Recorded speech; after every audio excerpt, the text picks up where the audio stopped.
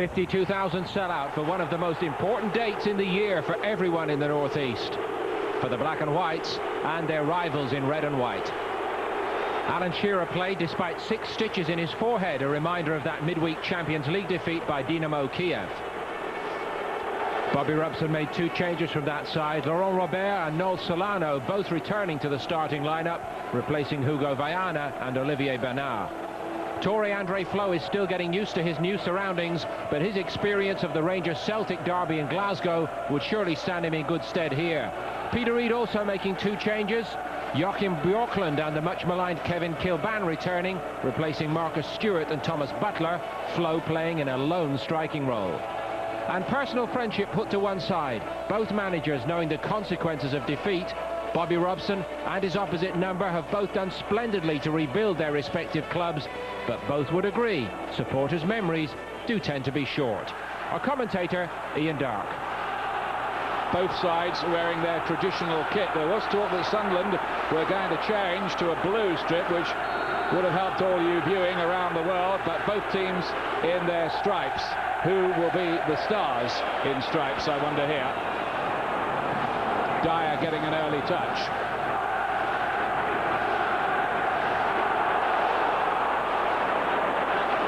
It's Jimmy Nail, isn't it? Actor and singer and a big Newcastle fan. Piper gets it away for Sunderland. Conditions absolutely perfect. The Indian summer in England continues.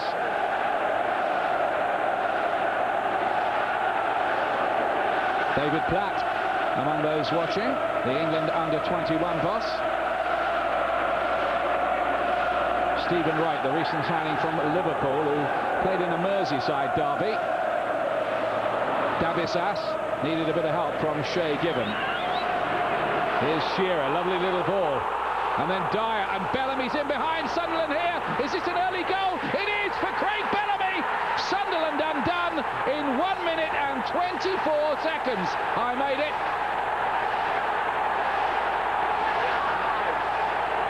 Lovely move. Shearer, Dyer, Bellamy onside, in behind. No one's ever going to catch him. He's jet-heeled, and he finishes with aplomb. Well, well, well. Is Piper. Be 21 next week. Lovely bit of play. And he got a lucky bounce too. Now can Sunderland capitalise on that? Andy O'Brien making his 100th Premiership appearance.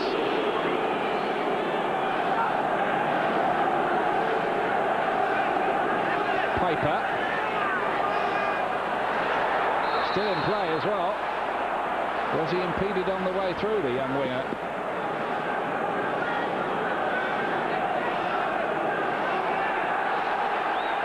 Yes, he was.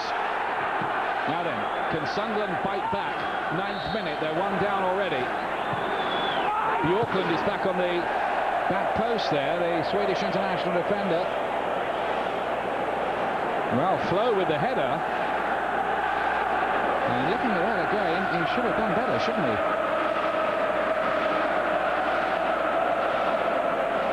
8.5 minutes to the break.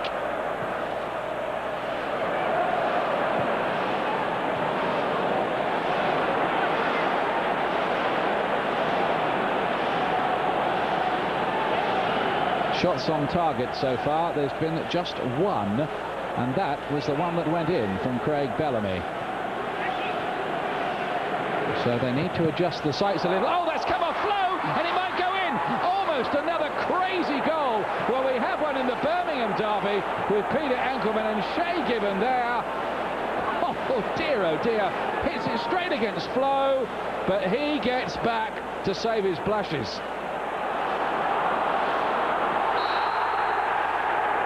And now Newcastle have a free kick.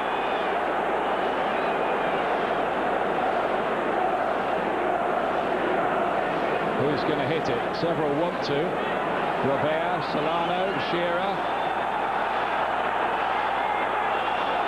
They're just working out the plot.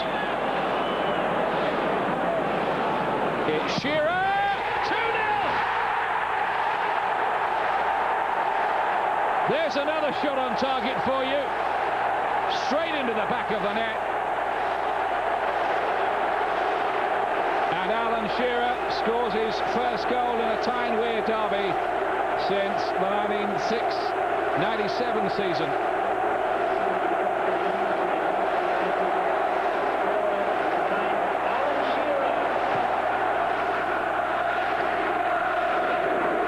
Quinn lays it off. Piper. Oh! Really good effort from the youngster. Or was it Rayner who hit it in the end? It might have been Rayner. It was indeed. I mean, one of the problems for Sunderland is with Flo and Quinn on, they've got two men up there really who are much of a muchness in terms of style. Need somebody to pick up the pieces, even if they do knock it down. Now Dyer, such speed. Oh, and Bellamy! Is that a penalty kick? Yes, it is. Piper with a little push. Oh no, he's giving it. No, he's not giving it. He's not giving it. He's giving a yellow card to Bellamy for diving. Certainly worth another look. Well, there did seem to be a bit of arm from Piper.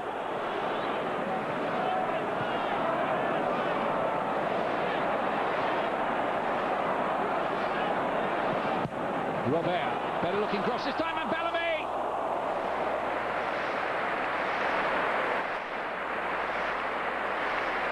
Just past the post. What does he do now?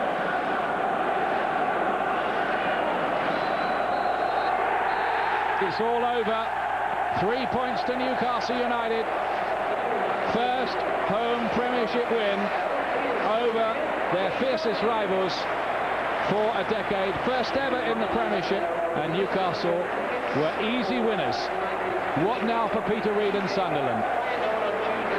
A week of the Blues and a defeat in the Birmingham derby. Aston Villa faced the Blues of Merseyside at Villa Park. Home fans warmed to Peter Enkelman back in the firing line to try to put his misfortune behind him. But the Finnish keeper faced a new threat. Wayne Rooney got his second Premiership start, still a month short of his 17th birthday.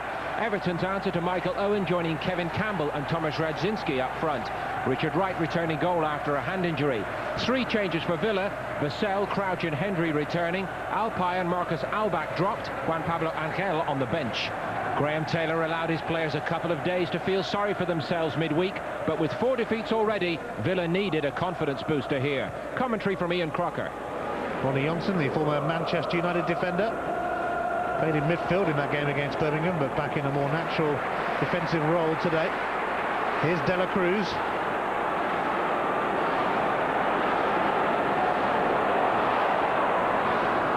And it might just come for Hendry. Oh! Tremendously taken, and just what Aston Villa needed. You can see what it means to a Birmingham boy, Lee Hendry.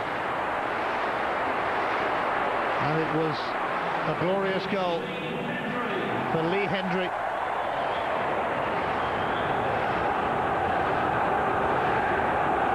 Aston Villa ahead already.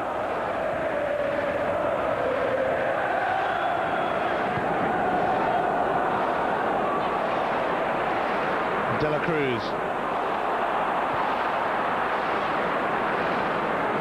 Vassell.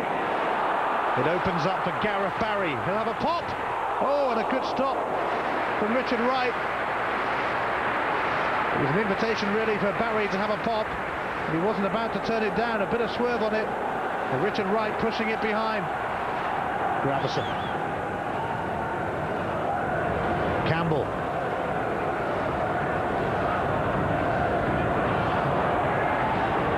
Vitae. He's going to go for it. Enkelman nearly stood and watched.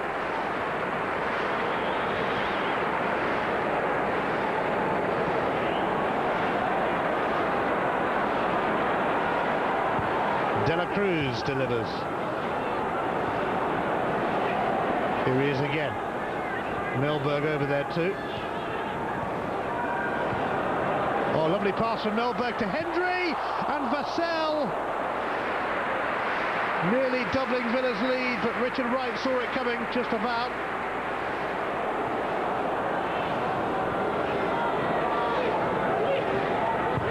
De La Cruz delivers.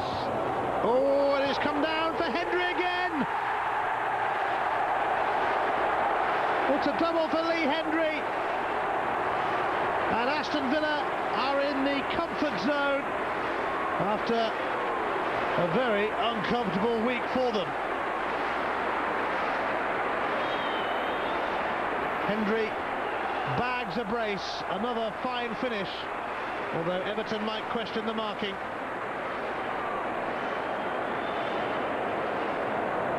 Everton have barely threatened Peter Engelman's goal. Gravison.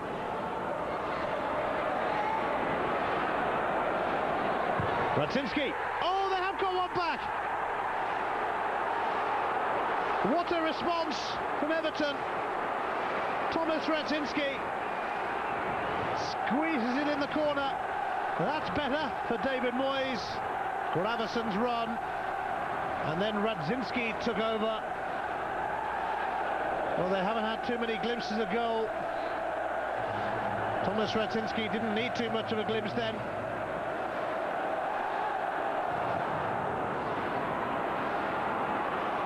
Pembridge. Hibbert.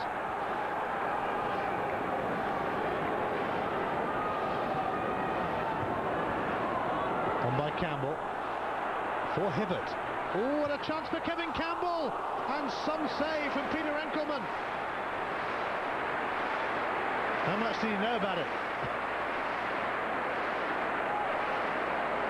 Villa's defence was sleeping a little bit, really, and that was a fine save from Peter Enkelman. Gravison sent it in towards the near post, and he'll get the chance to do the same again. From villain to hero, Peter Enkelman. A hero for the villains.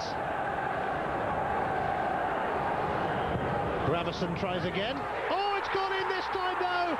Kevin Campbell! What a comeback! Everton were 2 down, they looked down and out. But in football, you never know. Villa usually so strong defensively, but Campbell held off the 6'7" frame of Peter Crouch there to nudge it in. Doug Ellis, the chairman of Aston Villa, usually a target for some right old stick from the fans. Alexanderson.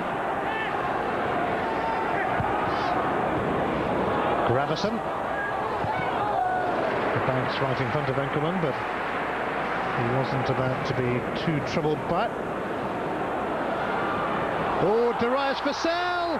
And that's going to go wide. What a let-off for Everton. Darius Vassell sent it wide and booted the advertising hoarding in frustration.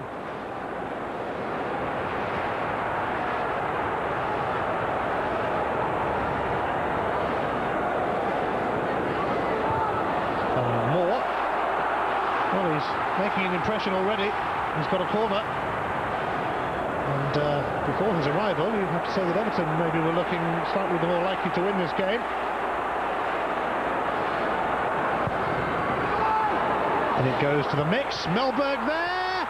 Oh, it's been turned in by Dion Dublin.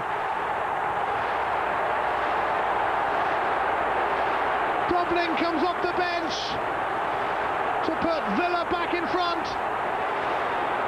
An inspired substitution maybe from Graham Taylor. Everton didn't really deal with it.